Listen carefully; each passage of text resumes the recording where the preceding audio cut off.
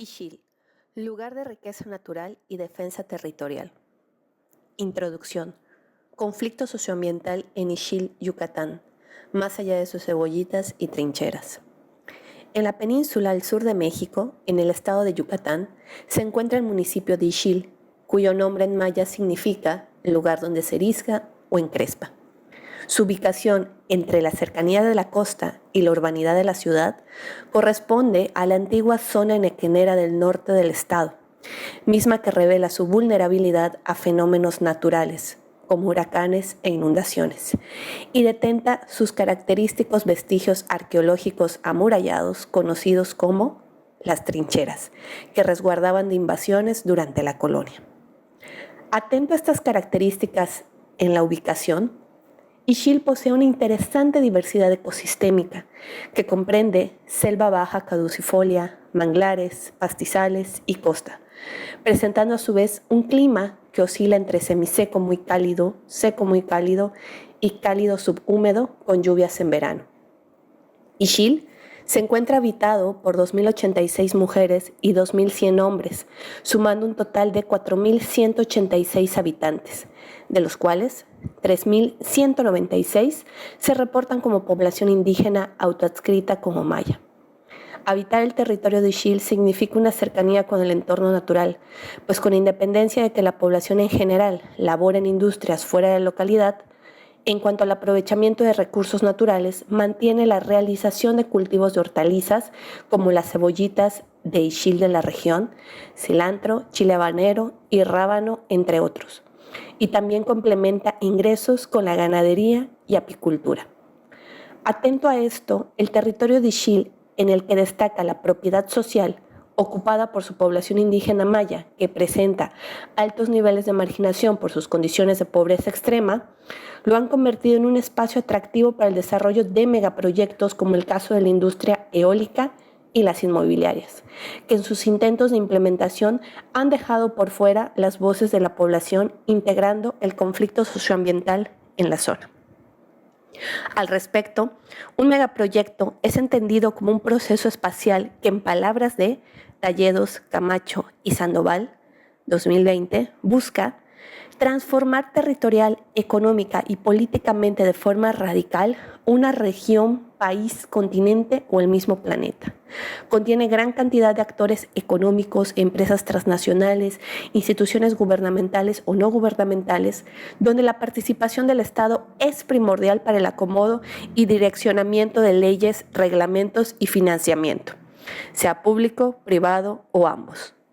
Esto revela que la acumulación originaria del capital continúa vigente, pues aunque se fraguó en el colonialismo con la apropiación violenta de territorios, recursos naturales y vidas humanas, como ocurrió en Latinoamérica, que fungió como dadora de materias primas para la producción capitalista, hoy se devela en la mercantilización y privatización de la tierra para eliminar el derecho de uso de bienes comunes y modos de vida de poblaciones indígenas que han subsistido de sus territorios, mismos que siguen siendo espacios para la extracción de recursos, como sucede con megaproyectos de transporte, infraestructura hidráulica, industria inmobiliaria, minería, monocultivos y de distribución y generación de energía eléctrica, entre otros.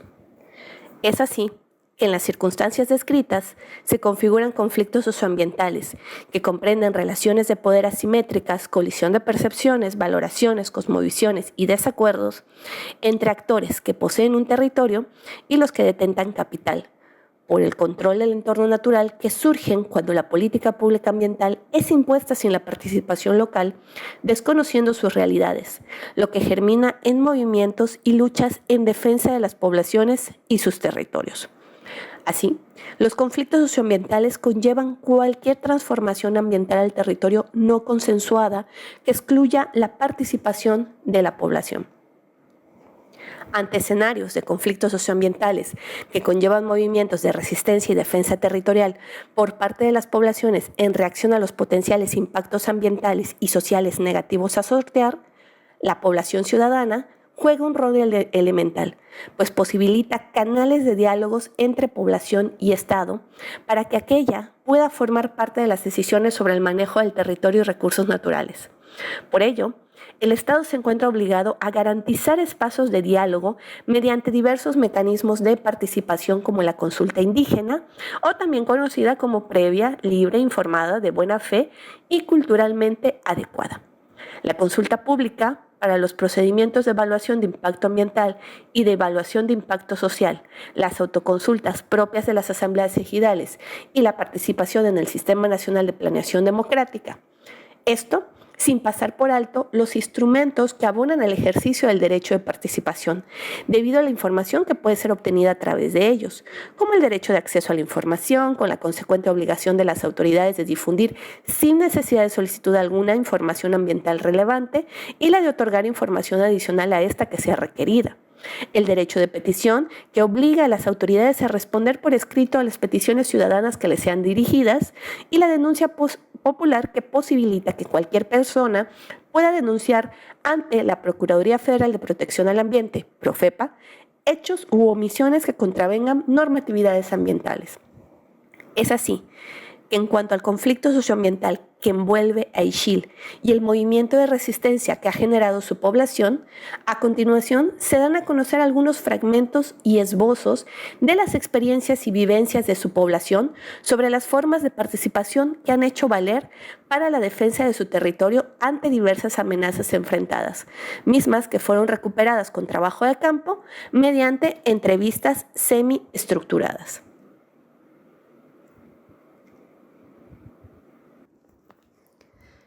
Experiencias de la población de Ixil, Yucatán, sobre las formas de participación ante amenazas al territorio.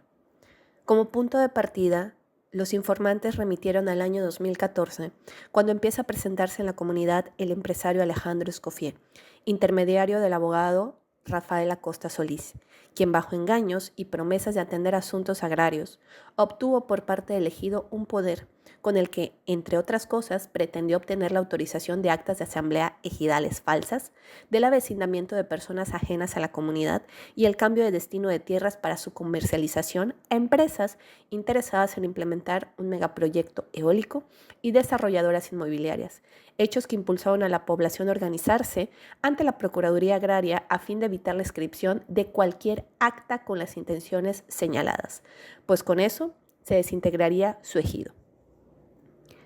Que ese acto de asamblea no se inscriba. Al inscribir el cambio de destino de tierra, automáticamente muere el ejido. Se vuelve propiedad privada y ya cualquiera puede disponer. Las dos amenazas son parque eólico e inmobiliarias. Informante número 4. Se metió un acta de asamblea falseada.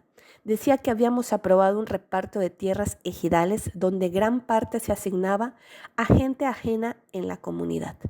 Informante número 19. La población en general ha señalado afectaciones por las inundaciones que, durante el año 2020, ante la llegada de la tormenta tropical Cristóbal, junto con los huracanes Gamma, Delta y Zeta, consideraron agravadas y nunca antes vistas, debido a la implementación del megaproyecto eólico de la comunidad vecina del municipio de Progreso y otros proyectos que han implicado pérdidas en hortalizas y cultivos de cilantro y cebollitas de Ixil, además del ganado. Tenemos un temor por el impacto ambiental, que nos inundemos. Cuando no había el parque eólico de Progreso, teníamos una ría libre, llena de manglar. Cuando se hizo la carretera nueva, se cerraron pasos de agua hacia los manglares y no tenemos un fluido de recuperación ni de retroceso de agua al mar. Y el agua buscó su nivel, llegando al pueblo y nos inundamos. Luego nos cae el parque eólico de Progreso, ya nos hicieron una piscina, cae lluvia y nos vamos abajo. Informante número 3. Los informantes indicaron que no fueron convocados ni informados de la celebración de algún tipo de junta, reunión informativa y o consulta. Pero pese a ello, advirtieron la realización de una, no solo sin el debido aviso, sino incluso con gente ajena a la comunidad, por lo que algunos procedieron a asistir, percibiendo que era un intento de consulta a modo y como un simple requisito a cubrir por parte de una empresa eólica.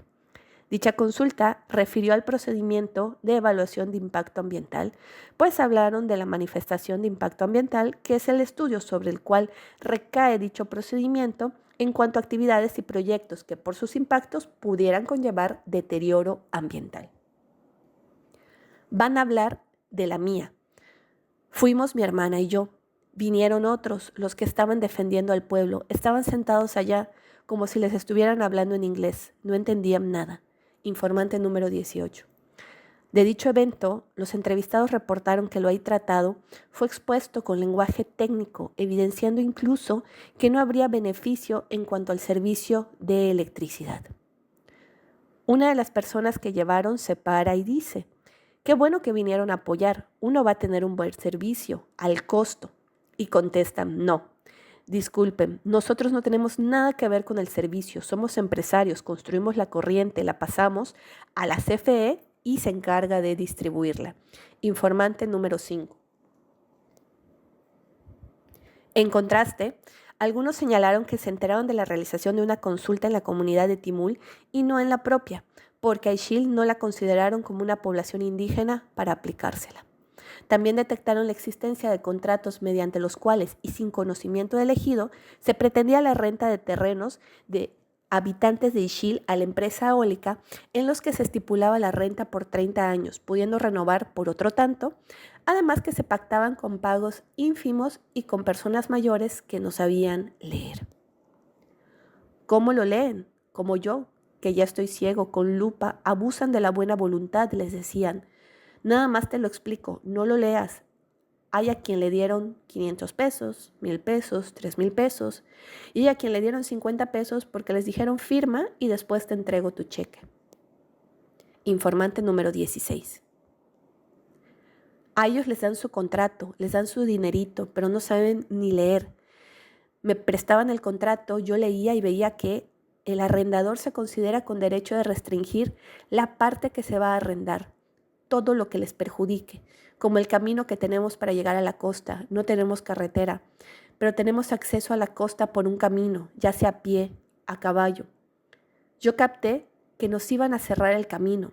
Las personas que estaban por rentar no se daban cuenta de lo que iban a perder, porque hay quienes tienen sus corrales, sus terrenos. Informante número 5. Derivado de estos eventos, la población comenzó a cuestionarse sobre los impactos negativos que tendrían que afrontar, destacando aspectos de la comercialización de tierras ejidales, afectaciones en los manglares y montes y en actividades de manejo del entorno natural como la apicultura, entre otros. Empezamos a pelear, a mostrar que el terreno no es apto, pues aquí tenemos aves migratorias, tierras muy bonitas, el agua a flor de tierra, el manglar, nos perjudicarían bastante, hay lagartos, venados, hay de todo. Informante número 4. Esta serie de sucesos dieron pie a la defensa del territorio en Ixil, además que la población fue teniendo mayor información gracias a otros grupos de defensa territorial en Yucatán, que junto con asociaciones civiles y académicos fueron alertando sobre el posible desarrollo de un megaproyecto eólico que comprometería sus tierras para la construcción de obras asociadas a este, como la línea de transmisión, por lo que la información se fue socializando. Fuimos a ese terreno porque yo tengo abejas, me dice. Este terreno va a tener plusvalía y vas a poder vender caro. Vas a instalar un parque y unas veletas. Y desde ahí dije, ¿cómo me va a afectar? Informante número 13. Entre los últimos sucesos que se reportaron como amenazas al territorio se encuentran los ocurridos en el 2022 por intentos de despojos de inmobiliarias con interés por construir complejos habitacionales en la zona. Descubrimos que hay una inmobiliaria, buscamos en Google Maps y me aparece 400 hectáreas con plano, cancha de tenis, ciclopista, gimnasio. Vimos que empezaron a talar, empezaron el desmonte, empezaron a poner terracería blanca para abrir camino y afortunadamente con Semarnat se pudo clausurar porque se iba a hacer un estudio del suelo.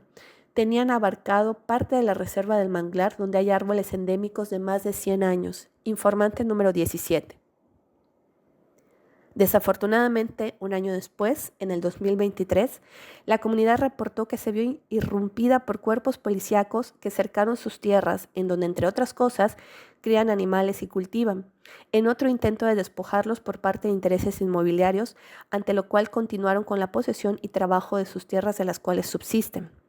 Al respecto, se reportó que la expresidenta se pronunció a favor de las inmobiliarias. Una frase que había dicho la presidenta cuando llegaron las inmobiliarias fue que nosotros nos fuimos a quejar como pueblo, elegimos que no queremos esas inmobiliarias y ella dijo que hay que pensarlo porque es mejor que haya inmobiliarias para que la gente de nuestro pueblo trabaje como sirvientes. O sea, prácticamente nos bajó como pueblo, dijo bienvenida a las inmobiliarias para que ustedes tengan trabajo como higiene personal o sirvientes o como no sé, como se diga. En simultáneo a los sucesos y amenazas descritos, en la población se fue integrando el grupo Defensores y Protectores del Futuro de Ixil a fin de coordinar estrategias para incidir en la defensa de su territorio, por lo que para efectos de compartir y socializar información, se han valido de las redes sociales como Facebook y WhatsApp, que además les permiten estar comunicados y dar respuesta inmediata mediante su organización ante cualquier suceso que ocurra en la comunidad. Empezamos a contestar en Facebook, empezamos a crecer, luego se hicieron reuniones, se fue dando como muy natural. Empezamos a hacer un grupo de WhatsApp, informante número 18. En cuanto a la periodicidad de las reuniones, se reportó que se procuran realizar cada mes o una vez cada 15 días o bien con mayor frecuencia si existe algún suceso de urgente atención que lo amerite, tomándose decisiones por mayoría y también efectúan asambleas comunitarias que a diferencia de las ejidales donde solo los ejidatarios votan en asuntos de esa naturaleza, son de acceso al público con el objetivo de que toda la comunidad esté al tanto de lo que ocurre en su territorio respecto a las amenazas y defensa del mismo. Como parte de su defensa, dicho grupo ha optado y elegido ser acompañado por la Fundación Llanza, misma que le ha brindado mediante uno de sus miembros con presencia en la comunidad, asesoría, defensa legal, incluso apoyo en las erogaciones económicas que ello conlleva. Respecto a las acciones que han sido implementadas en torno a la participación, se identificaron denuncias ante la Profepa, incidencia en la política pública ambiental con la construcción y diseño colectivo de un ordenamiento ecológico territorial, junto con las tendientes al ejercicio del derecho de petición e información. En cuanto a las denuncias ante la Profepa, de los relatos de los entrevistados se advirtió que identifican su viabilidad ante actividades que produzcan impactos ambientales negativos, como los casos de intentos descritos para el desarrollo de inmobiliarias en la zona, carentes de autorizaciones y permisos respectivos. Se emitió una denuncia por el daño al medio ambiente. Pararon esa inmobiliaria porque no contaba con los permisos de impacto ambiental en esa área, donde hay árboles viejísimos, endémicos, ojos de agua. Informante número 10. Aparejado a esto, la comunidad procedió a la elaboración colectiva y participativa del Ordenamiento Ecológico Territorial, OET, para planificar el uso del suelo de su territorio, considerando sus actividades, la diversidad natural e incluso los vestigios arqueológicos, las trincheras, lo cual en definitiva organiza, planea y blinda el territorio de cualquier actividad no prevista que lo amenace. Nos informaron cómo es un OET, qué se hace con los pobladores, niños, grupos mayores. Nosotros somos los que tomamos las necesidades, qué se va a hacer en nuestro pueblo o no. Entonces nos ofreció la Semarnat que si se puede hacer un OED, nos iban a mandar personas para asesorarnos. Comenzamos con los cursos, fuimos a las reuniones, dibujamos lo que conocemos aquí, nuestras trincheras y montes, informante número 8. De igual forma, mediante instrumentos como el derecho de petición y acceso a la información ejercidos por escritos dirigidos a las autoridades, como diputados, senadores y a la presidencia del país, a fin de informarles lo que acontece y amenaza el territorio de Ixil, para pedir su intervención, ayuda a la participación gracias a la información que puede obtenerse por estos medios. Vamos a Ciudad de México, hablamos con diputados y senadores, hicimos la petición de que se frene este tipo de proyectos, informante número 2. También íbamos a la Procuraduría Agraria para pedir información sobre lo que sucedía en nuestro territorio. Eso logró frenar un poco la eólica, informante número 7. Tal es el caso de una carta que se dirigió a la presidencia del país, comunicando y solicitando su intervención para detener los intentos de despojo del territorio de Ixil. En esta, la comunidad precisó que posee fuertes vínculos con su territorio y que gran parte vive del campo, por lo que gracias a un litigio agrario evitó la privatización irregular de tierras ejidales, siendo que el parque eólico que cuenta con autorización para desarrollarse iba a ser uno de los mayores beneficiarios de concretarse el despojo. Además que las tierras que se pretendieron invadir son nacionales y de gran valor ecológico e histórico para la comunidad, por lo que se solicitó se le reconocieran derechos sobre esas tierras mediante su restitución, donde se encuentran, entre otras cosas, las trincheras. Dicha restitución también fue planteada en el foro que realizaron llamado Ixil Trinchera Maya a las autoridades agrarias que acudieron para destinar esas tierras a la conservación y restauración de manglares, subrayando también las potencialidades de ecoturismo en la zona. Adicionalmente, se han efectuado otras acciones organizadas en colectivo, como marchas, protestas, toma simbólica de las trincheras, excursiones a estas, junto con la realización de talleres sobre derechos humanos y agrarios, entre otros. Tomamos igual talleres de derechos humanos, como que no teníamos el conocimiento de qué es un ejidatario, un sujeto agrario, qué eres. Sentíamos que no teníamos derecho. Informante número 8. Acciones que en conjunto, a modo de estrategias, han abonado a la articulación y defensa del territorio de Ixil.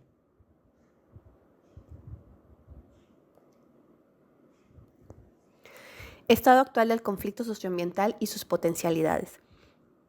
En general, la población de Ixil ha hecho valer y accionado su derecho de participación mediante diversos mecanismos, como la consulta pública de la evaluación de impacto ambiental, la denuncia popular, el derecho de petición, el acceso a la información y con la política pública ambiental mediante la construcción colectiva del ordenamiento ecológico territorial.